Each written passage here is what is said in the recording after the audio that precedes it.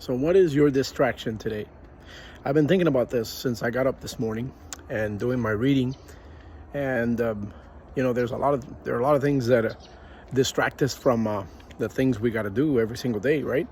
Um, you know what they say: the problems become bigger when we don't address the little ones, the little problems, the little things that we let go, those little things that we push aside, that we say, oh no, we'll get it done tomorrow, we'll get it done the next day, we'll get it done next week, there's going to be plenty of time. And procrastination is amazing, right? And there are things that I think we can procrastinate on, but what are those important things that you don't want to procrastinate on today? The important things that are going to give you the results that you're looking for tomorrow, right? So what is two books I'm going to recommend? One is Today Matters by John Maxwell. Awesome book if you want to make some changes to your habits. It starts with focusing on today, right? And one of the very important things that we all have to do is procrastinate on purpose. There are things that you can procrastinate and move on, delegate for another time. So there's a book called Essentialism by Craig McEwen, which is which helps you in determining, hey, you know what are the things that I can focus on that can make a difference. I love that book. I enjoyed it because it allowed me to say, hey, you know what, there are things that are not important that we need to push aside. Just remove them from our focus because they're getting in the way. And then I think there's another book called Procrastinate on Purpose by Rory. And one of the things that I learned in that book was that there are things you can procrastinate on purpose, things that are unimportant, that are on your list, just sitting there nagging at you, and you're wondering, when am I going to get this done? When am I going to get this done? And it nags at you. If you've got something that's nagging at you, right, remove it, either by completing it or by just putting it aside. There are things that we just got to say, you know what, I got to get rid of this.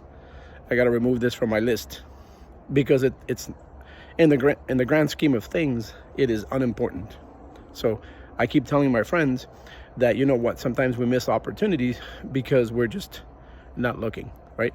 And the word looking for blind people for some people tends to be insulting because, oh, I can't look, I'm not looking. No, what I mean by looking is focusing. If you're not focusing on the right things, right? Say you're focusing on the news, maybe that's keeping you distracted.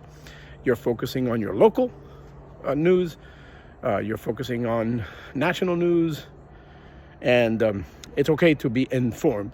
I always say, hey, you know what, be informed, read, do a lot of reading, look at a lot of sources of information, but be careful at how you use that information, and how that information enters your mind, and how you utilize it to either focus or keep out of focus. So in order to maintain your focus, right, you have to set a list of priorities. Many people don't do this, and I understand it's tough, right?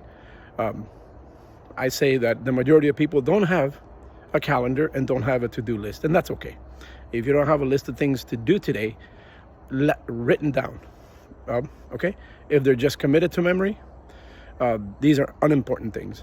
If they're committed to paper, what I mean by paper is digitally or on paper. So if you write things on paper and you've got a plan for today, then those are the important things.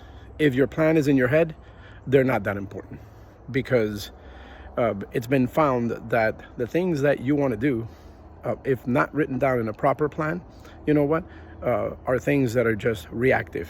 And I can assure you, I've been through this myself. Not having a plan, not knowing what we're going to do today is like getting on a canoe without a paddle and just floating down the river. I use that analogy because I'm a paddler. I love canoeing and paddling and all that. And when a paddler is headed downriver, without a paddle, what happens? The river is not a straight line down, right? It winds, it moves. You have to move left and right. You have to paddle left and right. So what happens? You're going to end up at the bank of the river. You might be able to get yourself back in the water, but once you get back in the water, you're going to end up on the other side of the bank. Then you have to start over and over and over because you don't have a paddle.